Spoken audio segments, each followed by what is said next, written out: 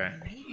Thank you for joining us today. I call the March 16 meeting of the Human Rights Commission to order. Let's begin with an introduction of the members. We'll start that way. Sarah Boone Stoppel, she, her, hers. Cheryl Schafel, member. Barry Nelson, Commissioner. Matura Lear, Commissioner. I'm just filling in for Cody. He's not able to be here today with us. Carolyn B. Kraft, Commissioner. Jacqueline Dotzenrod, Commissioner. The next item is to approve. Seko Sirleaf, member. Sorry. Sorry about that. You have a long agenda.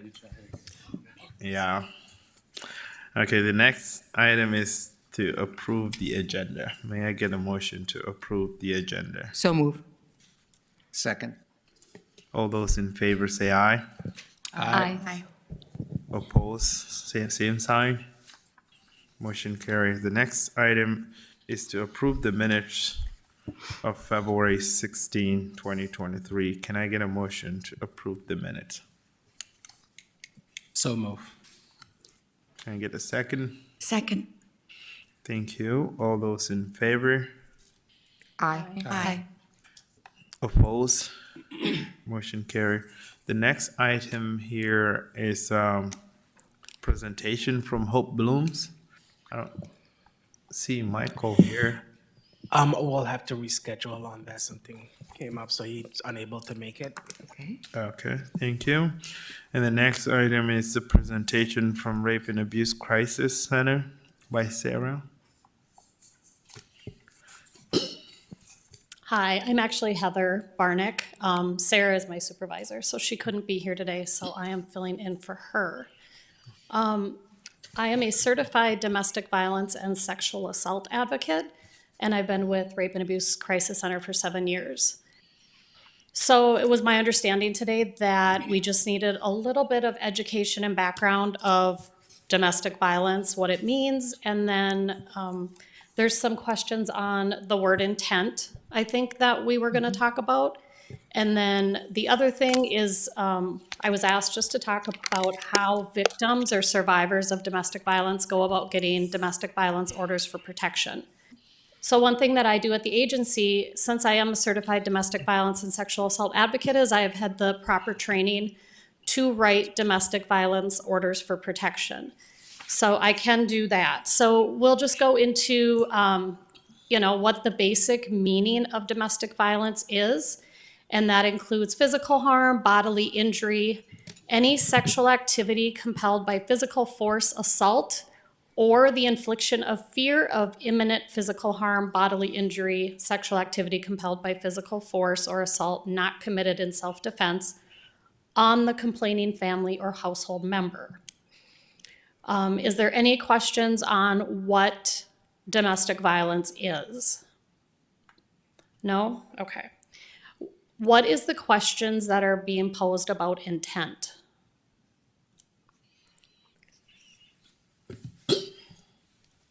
Just want to speak to that. Sure. I guess the main question in my mind is how is intent proved in a court, and how does it impact a survivor's ability to get an order for protection? So intent, it's broad, and I think part of it has to fall on law enforcement when they're going on scene and they're asking the questions. I think part of it is prosecution. If they read a police report and can't prove intent, then the courts are going to let that case go. I think that word in there confuses a lot of people and makes it hard for people to understand. Because if a victim or a survivor of domestic violence, says his intent was to cause harm on me, but then you have the offender say, well, that wasn't my intent. My intent was, something else. I think law enforcement has to look at the scene and ask the right questions, and then prosecutors are going to have to take it from there, whether or not they're going to prosecute based on the investigation that's been completed. You don't have to have intent when we're going into how does someone get a domestic violence OFP. What you need to have to get a domestic violence order for protection is an imminent threat. So when someone calls our office and they're scheduled with me, I have to make sure that there is a way that we can prove an imminent threat of bodily injury, bodily harm, something that is a threat. So I'm coming to kill you, I'm coming to, shoot you, I'm coming to the house, I'm gonna break down the door, and I'm gonna harm you. So we have to be able to prove the imminency of danger. And when a victim comes in, we sit down and we talk about all of that. We talk about what going into court looks like for a survivor of domestic violence, because when they are doing a domestic violence order for protection, they will have to face their offender in court if they so decide to show up. So how it works is they will come into me. I will do all of the paperwork with them. I will get it to the courts to have a judge approve it. If we have enough information in the affidavit that there is an imminent risk of bodily harm or an imminent threat, then what happens is it gets set on for a hearing and that paperwork gets taken to the sheriff's department for service. Now, the respondent of that order has to be served before that order is enforceable. So if that respondent knows that that order is out there, they may not be served. Like, they will just elude law enforcement to be served. So if we go to court and he hasn't been served yet, or he or she hasn't been served yet, the judge generally will continue it on for 1 month, and then the process repeats itself. Again, that order is out there, but it's not enforceable until he's served. Now, if he is served, he or she is served, they will go to court. And in that courtroom, the survivor and I sit at one table. I am not allowed to speak in the courtroom. I am just allowed to be there for my client. And so I will sit at the counsel table with my client, and if the respondent shows up, they will sit at the other table. And my survivor has to basically tell the judge why they're there. And that consists of repeating that full affidavit over again to the courts, so it's on record. So now a survivor has to go through it again, basically. Jumping through these hoops, has to speak in front of their abuser, if they're there, scared, and tell a judge what has just happened to them, this violent act. And then the respondent will have the right to talk and say their part, and then it's up to the judge whether or not that order gets granted. And if it does, it generally will get granted for up to 2 years. It's a grueling process for a survivor to go through. They do have to jump through a lot of hoops to get there. And I mean, this just kind of goes through, what I just talked about. But in the process of getting that order, that civil order, now this is a civil order, this isn't a criminal order. There doesn't have to be intent in that order. It just has to be imminent threat of danger. Now, that poses an issue too sometimes, because I've had a judge say to me, well, how can we prove imminent danger? There again, that's a judge looking at it and in that word and trying to figure out how to prove it. But that's what I have to do when I write an affidavit. I just have to prove imminency of danger.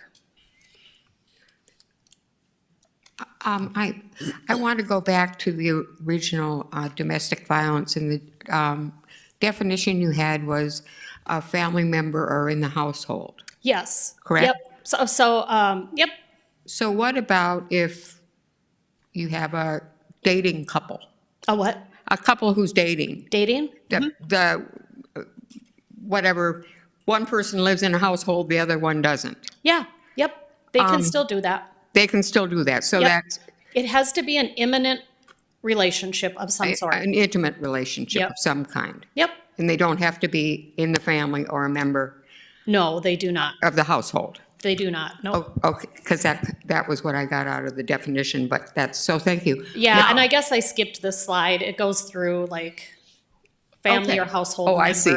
Thank you. Then I Yep. have another question. Yeah. And maybe this is for for the police department, because how So do you You made a work? statement, I'm sorry, not with permission to speak, Mr. Chair. Go ahead. You made a statement on, do they have to be in an intimate relationship? And that is not an accurate statement. So Okay. we would, if you're if you are roommates, in a platonic, I mean, just as Yeah. roommates, so it does not have to be an intimate relationship. Okay, thank you. That would be a household member. Yes, but she specifically said, so they have to be in an intimate Oh, relationship. okay, and- yes, And I thank was you. just Yeah, thank correcting you that. for That is not correcting accurate. that. And my thinking on the household was that somebody that lived in my house, but it's broader than that, like in dorm room or something.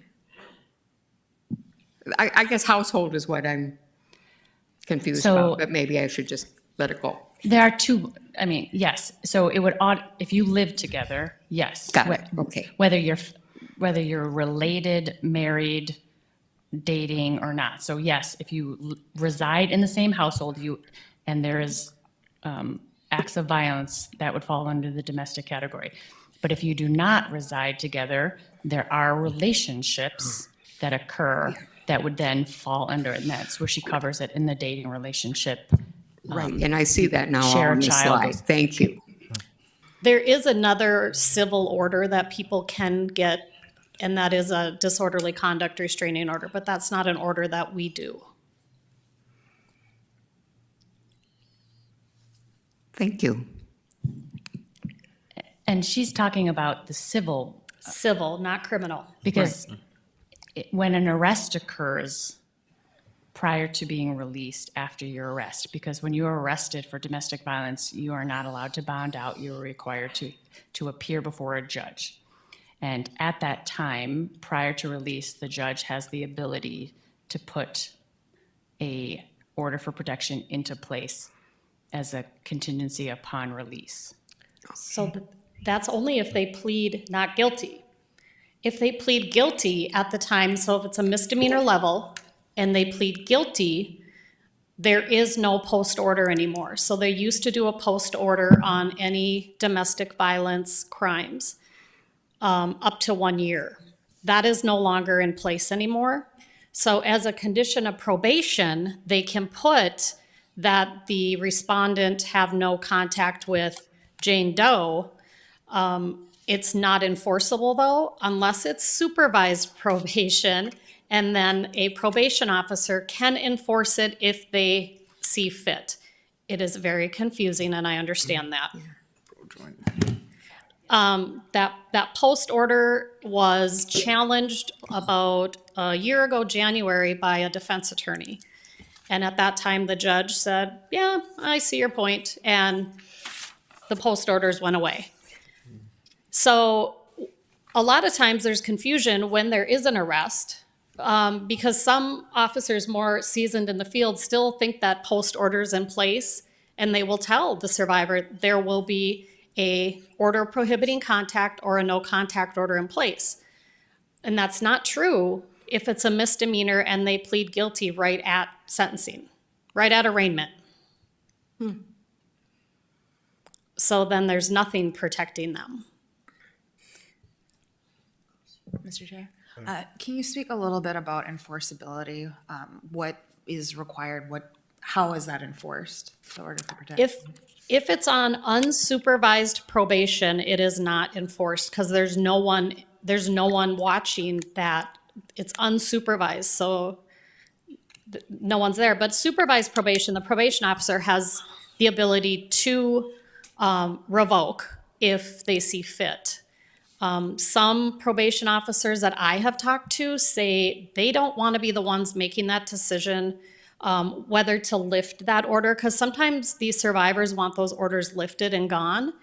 The probation officers I've talked to said they don't want to be put in that position to be lifting these orders. They want them in place. It's up to them whether or not they're going to charge based on a violation of that order. What kind of training,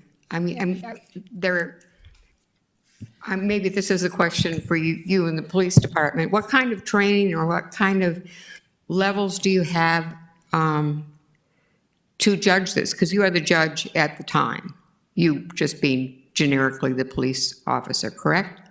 The judge meaning determining whether or not it was domestic violence or not.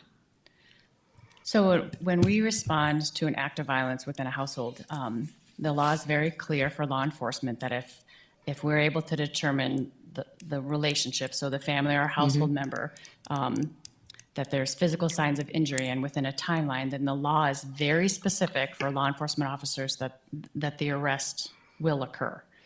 And so that's for us to document and make an arrest for a domestic violence charge. And then the level of injury will articulate, whether it's a misdemeanor or up to a felony.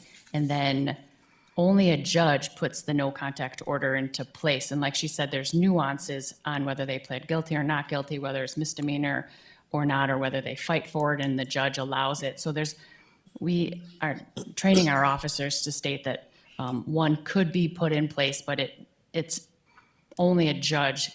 Now, if a protection order, whether it's domestic violence or civil or disorderly conduct, is put into place, then law enforcement are trained to make that arrest if we're able to show that it was violated. Now, if it's reported and they're not there any longer or those kinds of things, then we would document it with an order for protection violation in a long form criminal complaint. It'll be sent over to the state's attorney to evaluate, and likely then a warrant is issued for the arrest based on the violation of the order for protection or the civil no contact order.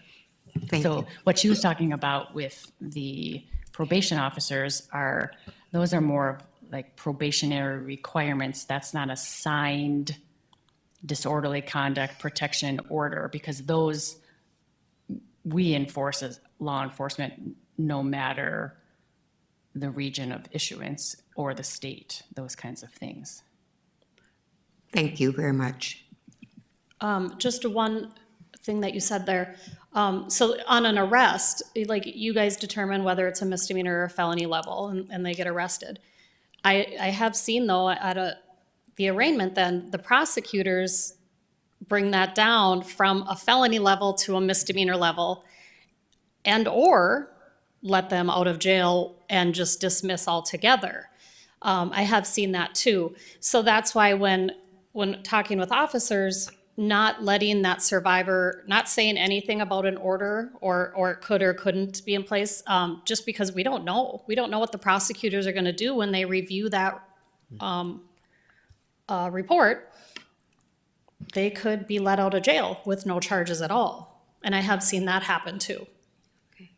And so we have a phenomenal relationship. We're very grateful for the collaborations that we have with the Rape and Abuse Crisis Center. And so when we're responding, we have reference and tear cards that we give to the household member and the victim, so that they can only, if one isn't put in place by the judge, then we would refer them to the advocate there so that they can still seek that civil order if a judge doesn't put that initial criminal one into place. But then also rape and abuse has another long list of additional supports and services that they would put in place. And then what we also like to emphasize is, you can utilize the resources of rape and abuse even if you didn't necessarily utilize the services of law enforcement. And so correct. we make community members and victims aware of that, and that's how they help with that civil processing. And you don't have to wait for an arrest to still seek safety through a protection or a no contact order civilly. Thank you. Mr. Chair, can I ask a quick clarifying question? This is for Officer Christie. I'm sorry, I feel like I have your name wrong. Anyway, this is just a point of clarification. Are officers required to arrest somebody when responding to what they can establish as a domestic violence incident? So yes, when we have those three things that I talked about in place, the law is very clear that the arrest will occur. And so the only, some minor complexities is working through the predominant aggressor in some of those rare circumstances, but the arrest. Thanks. Unless they flee, right? And then that's when the warrant hopefully will go out if they're not on scene anymore. Because how many hours do you have to arrest in that initial time frame? Is it like 24. 24? Okay. If I may ask a question, thank you for the information you brought today, Evan. Yes. It's really helpful. You mentioned one thought I have quickly is that the process can be very grueling for the victim. Do you have any suggestions how? Because I immediately think about how the chances of an individual being re-victimized over and over again through this whole process, and this is a process we set up for reasons, I'm sure. Do you have suggestions how to make the process less grueling for the victim? Are there ways that are artificially put in place to create undue barriers?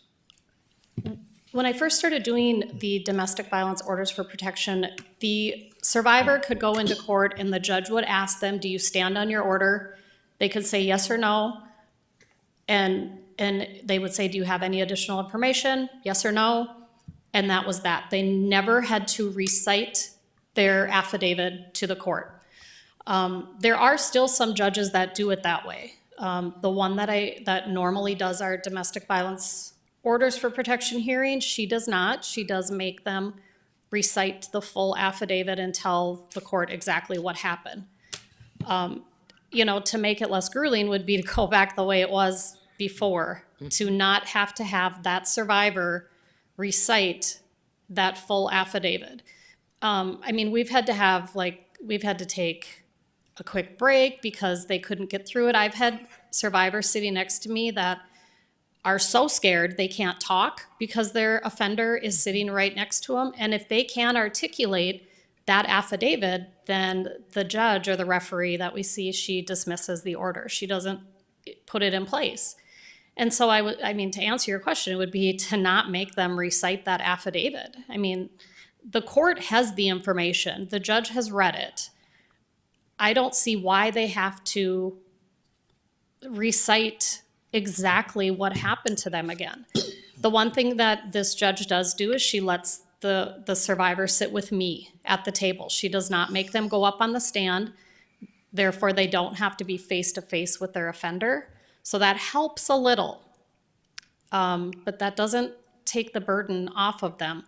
And the other thing is when the order goes in place, I have contact with them immediately and I tell them, I'm going to be contacting you within the week. We're going to talk about the court process. I contact them again. We offer services. We have counseling at Rape and Abuse Crisis Center. We have groups. Advocacy, we're there for them no matter what. We will listen to anything that they have to say. We will guide them in the right direction. But eventually, we would want them to get into counseling. And that would be the next steps. I always say, right during this, there's a lot going on. Let's not add one more thing on right now. Let's just work together, you and me as a team. We'll get through this, and then we'll go to the next steps of counseling. So just to clarify then, whether or not they have to recite the whole affidavit or not is up to the discretion of the judge? It appears so, because I have had judges, like I said, that will say, do you stand on your order? And then I've had the one that we normally see, she does not, she makes them recite everything. So I don't know where or why that is. I can't ask those questions, but yes, that is my experience. I do have a question. How much do you work with other organizations, like doing referrals to see maybe the YWCA? Yeah, we do referrals. It appears when we do referrals to the Y, we can never usually get a survivor in. They're full. They don't have availability generally. We do other referrals, like Salvation Army will do a hotel referral if they have hotels We do referrals to other organizations. If it's for safety, we will refer out of Fargo, CVIC in Grand Forks. Detroit Lakes has been very good about accepting survivors if they're fleeing. So we utilize every resource we have. If it's just a matter of, the one thing I didn't say with the civil order is the respondent or the abuser can be removed from the home.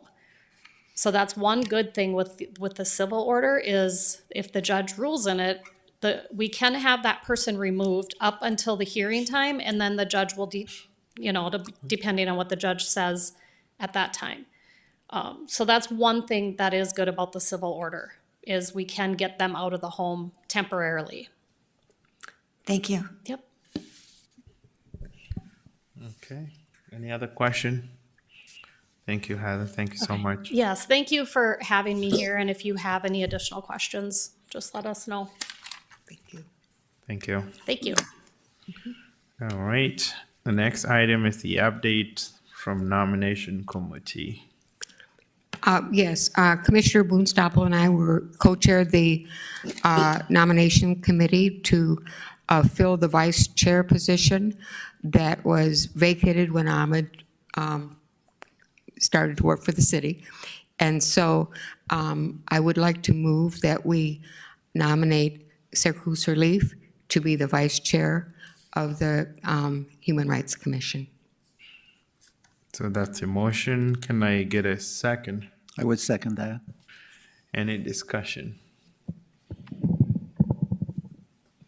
And Seiko, you're willing to take on this role, correct? That's correct. Thank you. Awesome. We're gonna do a roll call. So, Mr. Shield? Yep. Nelson, Yes? Beecraft, Yes. Shavel, Yes. Dodson Rod, Yes. Olier, Yes. Bunstubble, Yes. Sirleaf. Yes. Thank you. Thank you. And the next item is members at large to execute team recommendation actions. Oh, the vice chair? No, the other one. We are number 8. Oh, yes. It is our recommendation, and I would like to move that we be able to add another, an additional person to the executive committee, a member at large, and that would bring the number on the executive committee from this commission to 3. So it was supposed to be Nancy Boyle serve as an Yes, we are recommending that Nancy Boyle be added to the executive committee.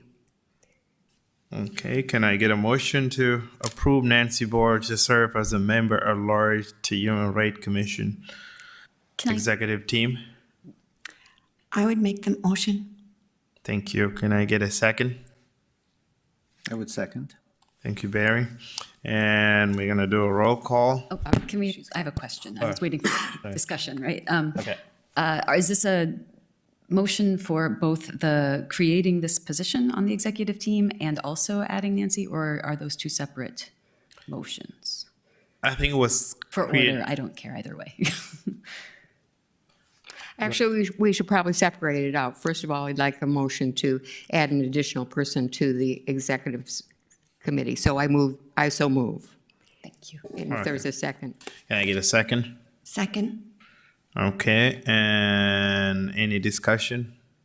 We're gonna do a roll call for this one. Nelson, Yes? Beecraft, Yes. Shavel, Yes. Dodson Rod, Yes. Olier, Yes. Bunstubble, Yes. Sirleaf. Yes. And then on the second part of your question, I would move that we add Nancy Boyle to the executive committee. Okay, I get a second. Second. Thank you. Any discussion? Okay, are we gonna do a roll call again on this one? Sirleaf, Yes. Bunstubble, Yes. Olier, Yes. Johnson Rad, Yes. Shavo, Yes. Becraft, Yes. Nelson. Yes. Thank you. And the next item here is committee update. We start with committee one. That's us? Yeah, I'm not sure. Yeah. I know I'm number two. Our committee is made up of myself and Sekou and Matur. And we have not had a chance to have a full meeting, but we did have a brief discussion after the working group that we initially decided to do the committees. And at that time, we talked about doing events using like the community room at the library and finding different speakers, different panels. We discussed the possibility of panels on subjects that would be under our purview. And during that time, since we had that meeting, I took it upon myself to talk to, first of all, I thought someone who would be perfect to work with on subjects was Cody Schuler from the ACLU. And he thought it was a wonderful idea and would be more than happy to participate and even suggest ideas for panels. I did also speak with Dr. Hogan about how we go about getting the community room at the library because it does not have a charge, and we can go through him. He will help set it up, and we can also go through him to contact the City of Fargo Communications Department to help us do the publicization, to publicize the events. I would like to just, when it's fully realized, to be able to do, once we get the process in place, to do maybe an event a month. The other thing I would like to invite is the rest of the members to bring forth ideas on things that, I know there's a committee that works on current issues. And if we have a current issue that's very big, to bring your idea to us so we can bring it to the community.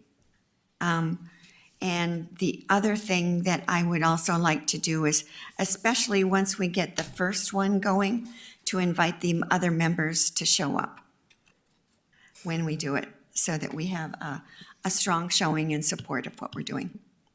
And we can introduce ourselves to the community.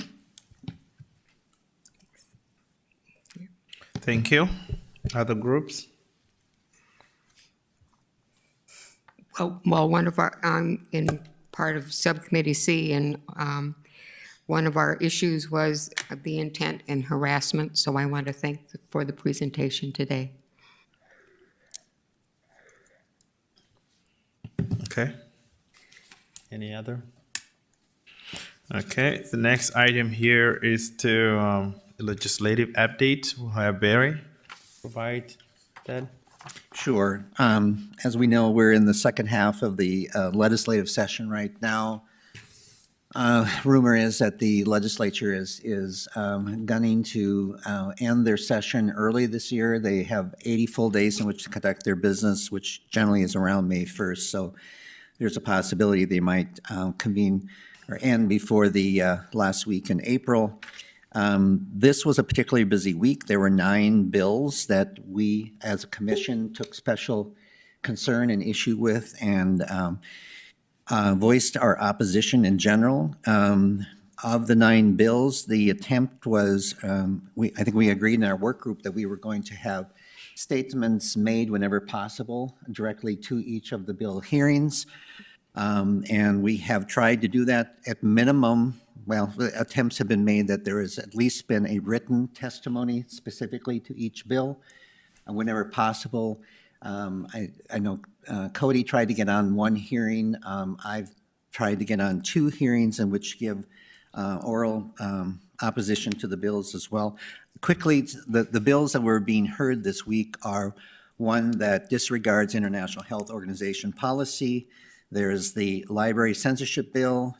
There's added criminal penalty involving discrimination, sexual harassment claims. There's one on fundamental parental human rights or parental rights.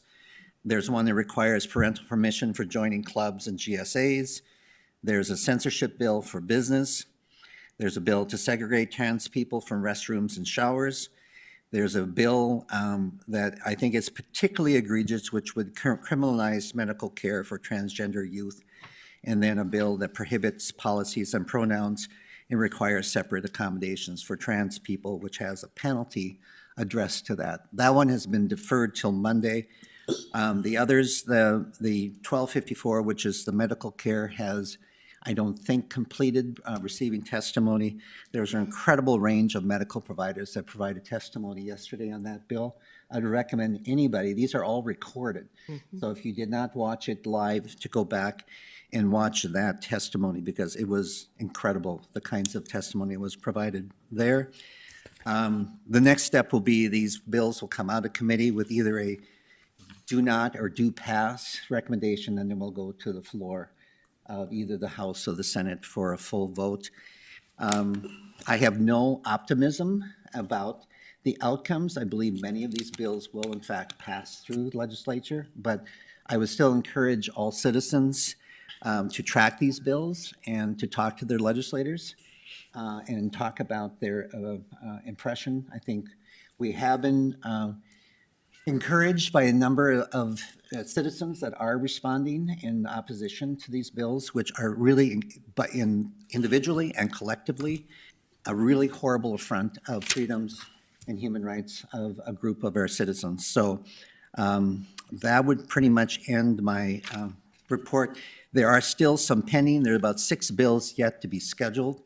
The anti-trans athlete bill for both school age and college are yet to be scheduled, and some others which we'll probably know by late today. But I think we will all be committed to try to provide individual testimony based off our resolution against those bills as well. So like they say in committee, I stand for questions. Thank you. Any questions for Barry? No. Thank you. I was going to say, I don't have a question, but I would recommend to anybody, I know Barry sent out the information with links to the different bills when he did before, and I would recommend for all of us to go in and look at the bill, what the full bill says. We can also read the testimony, the written testimony that's been provided by people, and it's pretty eye-opening to read the in favor testimony. I do that. But I also would recommend everybody to try do their own testimony. It's a fairly easy procedure when it works. Okay. Thank you. The next item is a staff update. Nothing to report. Okay. I wanted to make a correction when the advocate from Rape and Abuse and Crisis Center, when we were talking, it's 12 hours. We had mentioned 24, but that is not correct. I apologize. So the 3 things where an arrest will occur by a law enforcement officer is we determine there's visible signs of injury, the relationship, and the arrest occurs within 12 hours. So I wanted to make that correction clear. When we previously said 24, that was an error. It is 12. My apologies. Well, thank you. Go ahead. Chairman, with your permission, could I add one thing? Yeah. At this point, could I just make a point, a question, accommodation, whatever? But this commission has, for the last several months, paid particular concern and attention to the aftermath of the Netterville shooting. Personally, I've never felt that it's necessarily been resolved, both for myself and in terms of establishing trust within the community. But I have learned in the last month that there has been a development that I am pleased to see, and that is hearing, and this was announced to the Police Oversight Committee, that in fact that through the Collaborative Reform Initiative for Technical Assistance, it's a long title, from the U.S. Department of Justice, the Fargo Police Department has requested some technical assistance to look at policy and practice in result. I understand that Chief Sobalski has requested this assistance. I think this is a huge step in the right direction.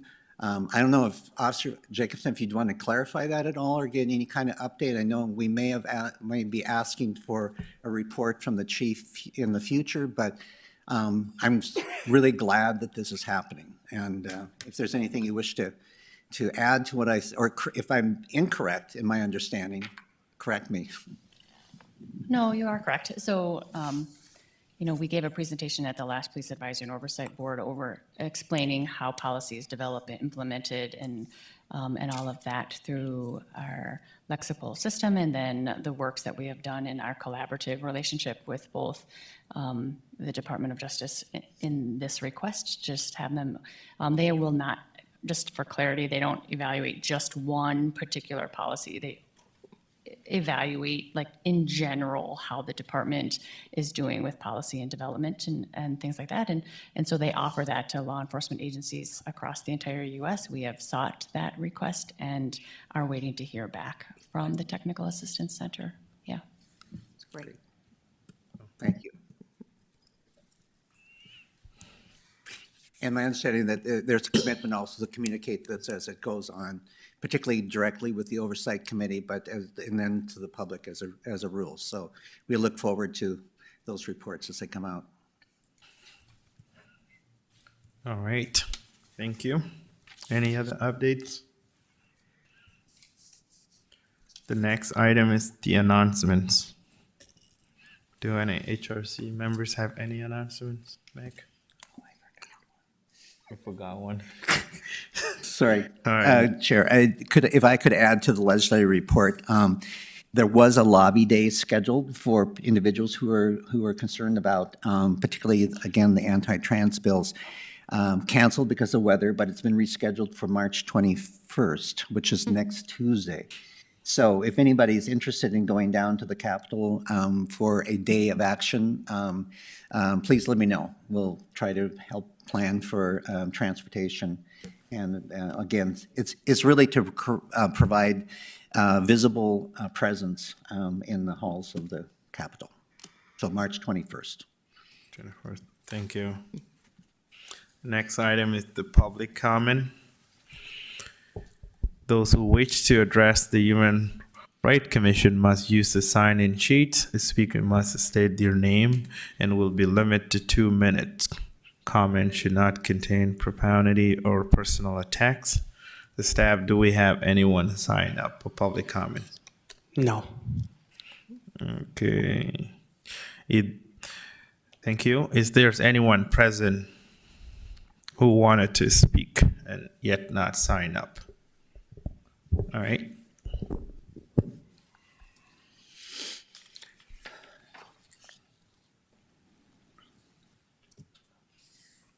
Yeah, I'm Christopher Cohn, a Fargo resident. So I went to the last Police Advisory and Oversight Board meeting, and I requested that they advise the City Commission to require the police department to study and report back on populations. Parts of the population who might not be able to respond to commands. Because what we need to look directly at the Netterville killing and specifics regarding it, not some general overview of all police policies and getting back a report card. No, we need to look at specifics of it, and I've looked at specifics of it, and I understand a member of his family told me that he had PTSD. And so I went and looked up PTSD and studied it. And when they're threatened or under very stressful conditions, they cannot, they respond by either fleeing is the first primitive response, or fighting. It's a flight or fight response. Okay, so all of a sudden he had men pointing guns at him. They were sleeping, woken up and had men pointing guns at him. And by the way, remember, there was no crime. The crime reporter was there were 3 dead bodies in the car, and the police got on the scene and found that no one was dead. There was a bullet in the windshield, so what? It's not a crime. So why were they even being detained? So I thought, let's look at members of the population that cannot respond to commands? How do the police deal with that? What about the deaf population? What about what about people with PTSD? What about other parts of the population that I'm not even thinking of? So I want the police to study that, and I want them to report back to the city commission on it. Thank you. Thank you very much. Anyone else? Thank you. Is there any other businesses? Hearing none, the meeting of the Human Rights Commission stand adjourned. Our next meeting is scheduled for April 20th. At noon here. Thank you.